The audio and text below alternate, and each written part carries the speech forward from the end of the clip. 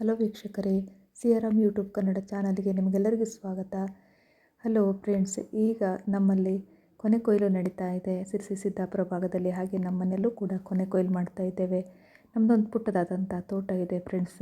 ಒಂದು ರೌಂಡ್ ಹಾಕ್ಕೊಂಡು ಬರೋಣ ಬನ್ನಿ. ಅಲ್ಲಿ ಹೇಗೆಲ್ಲ ಕೊನೆಗಳನ್ನು ತೆಗಿತಾ ಇದ್ದೇವೆ ಅನ್ನೋದನ್ನು ನಿಮ್ಗೆ ತೋರಿಸ್ತೇನೆ. ನೋಡಿ ಫ್ರೆಂಡ್ಸ್, ಇದು ನಮ್ಮ ತೋಟ ಪುಟ್ಟದಾಗಿದೆ. ತುಂಬ ವರ್ಷಗಳಿಂದ ಮಾಡಿದ್ದಲ್ಲ, ಈಗ ಹೊಸದಾಗಿ ಮಾಡಿದ್ದು. 5-6 ವರ್ಷ ಆಯಿತು. 2 ವರ್ಷದಿಂದ ಬೆಳೆ ಬರ್ತಾ ಇದೆ. 2ನೇ ವರ್ಷ ಇದು ಬೆಳೆ ಬರ್ತಾ ಇರೋದು. ನೋಡಿ, ಅಲ್ಲಿ ನಮ್ಮ ಬ್ರದರ್ಸು, ನಮ್ಮ ಅಕ್ಕಪಕ್ಕದ ಮನೆಯ ಬ್ರದರ್ಸು ಎಲ್ಲ ಸೇರಿಕೊಂಡು ಕೊನೆ ತೆಗಿತಾ ಇದ್ದಾರೆ. ಮೇಲೆ ಒಂದು ಕೊನೆಯನ್ನು ಮರವನ್ನು ಹತ್ಕೊಂಡಿದ್ದಾರಲ್ಲ, ಅವರು ನಮ್ಮ ಬ್ರದರು, ನಮ್ಮ ಓನ್ ಬ್ರದರು. ಅವರು ಕೊನೆಯನ್ನು ತೆಗೆದು ಕೆಳಗಡೆ ಒಂದು ದೊಡ್ಡದಾದಂತಹ ಬಟ್ಟೆನೋ ಬೆಡ್ಶೀಟನ್ನು ಇಟ್ಕೊಂಡಿರ್ತಾರೆ. ಅದರಲ್ಲಿ ಕೊನೆಯನ್ನು ತೆಗೆದು ಅವರು ಹಾಕ್ತಾರೆ. ಮರಗಳೆಲ್ಲ ಉದ್ದುದ್ದ ಹೋಗಿದ್ದರೆ, ಹಳೆ ತೋಟ ಆಗಿದ್ದರೆ ಅದಕ್ಕೆ ಕೊನೆಗೌಡರು ಅಂತ ಇರ್ತಾರೆ. ಅದಕ್ಕಾಗಿ ಎಕ್ಸ್ಪರ್ಟು ಕೊನೆಗಳನ್ನು ತೆಗೆದ್ರಲ್ಲಿ ಅಂಥವ್ರಿಗೆ ಕರೆಸಿ ಕೊನೆಗಳನ್ನು ತೆಗೆಸ್ತಾರೆ. ಆದರೆ ನಮ್ಮದು ಹೊಸದಾಗಿ ಬಂದಿದ್ದಂಥ ತೋಟ ತುಂಬ ವರ್ಷಗಳು ಆಗಿಲ್ಲ. ಮರಗಳೆಲ್ಲ ಇನ್ನೂ ಚಿಕ್ಕ ಚಿಕ್ಕದು ಇರೋದಕ್ಕಾಗಿ ಏಣಿ ಹತ್ತಿಕೊಂಡು ಕೊನೆಗಳನ್ನು ತೆಗಿತಾರೆ. ಹಾಗಾಗಿ ನಮ್ಮದು ಮರವನ್ನು ಏಣಿ ಹಾಕಿಯೇ ಕೊನೆ ಕೊಯ್ಲನ್ನು ಮಾಡ್ತಾಯಿದ್ದಾರೆ. ನೋಡಿ, ಮೇಲಿನಿಂದ ಕೊನೆಗಳನ್ನು ಎತ್ತಿ ಬಿಡ್ತಾರೆ. ಆ ಬಟ್ಟೆಯಲ್ಲಿ ಹಿಡಿದು ಒಂದೊಂದು ಕಡೆ ಎಲ್ಲ 10-15 ಮರಗಳಾದ ತಕ್ಷಣ ಒಂದು ಸಣ್ಣ ಸಣ್ಣ ಪುಟ್ಟ ರಾಶಿ ಮಾಡಿ ಇಡ್ತಾರೆ. ನಂತರ ಅವನ್ನೆಲ್ಲ ಸೇರಿಕೊಂಡು ಒಂದು ಗಾಡಿಯಲ್ಲಿ ತುಂಬ್ಕೊಂಡು ಮನೆಗೆ ಬರ್ತಾರೆ. ಅವು ಕೊನೆ ಎಸೆಯುವಾಗ ಅಲ್ಲೆಲ್ಲ ಅಡಿಕೆಗಳು ಬಿದ್ದಿರ್ತಾವಲ್ಲ, ಅದನ್ನೆಲ್ಲವ ಹೆಕ್ಕಿ ತೆಗೆದು ಒಂದು ಕಡೆ ರಾಶಿ ಹಾಕ್ತಾರೆ.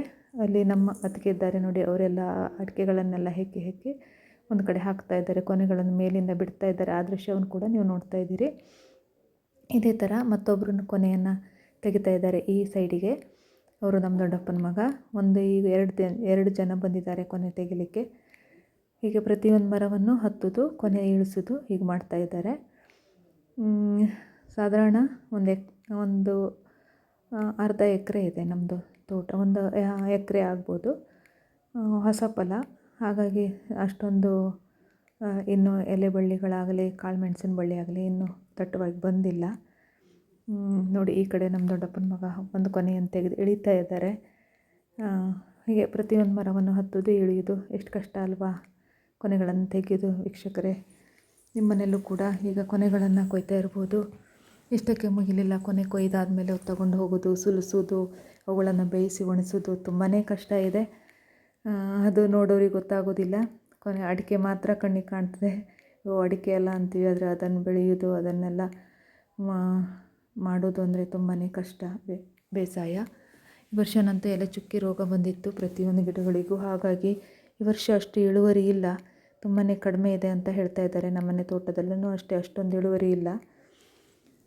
ನೋಡಿ ವೀಕ್ಷಕರೇ, ತೋಟ ಲಾಭವೂ ಇದೆ, ಮಾಡೋದು ಕಷ್ಟವೂ ಇದೆ.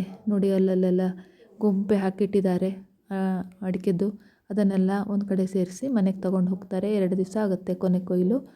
ಒಂದು 3 ದಿವಸ ಅಡಿಕೆ ಸುಲಿಸೋದಾಗ್ತದೆ. ಒಟ್ಟಿನಲ್ಲಿ 1 ವಾರ ಹಿಡಿತದೆ. ನೋಡಿ, ನನಗಂತೂ ಈ ಕೊನೆ ಕೊಯ್ಲು ನೋಡಿ ಖುಷಿನೇ ಆಯಿತು. ನಿಮಗೇನು ಅನ್ನಿಸ್ತು ಫ್ರೆಂಡ್ಸ್?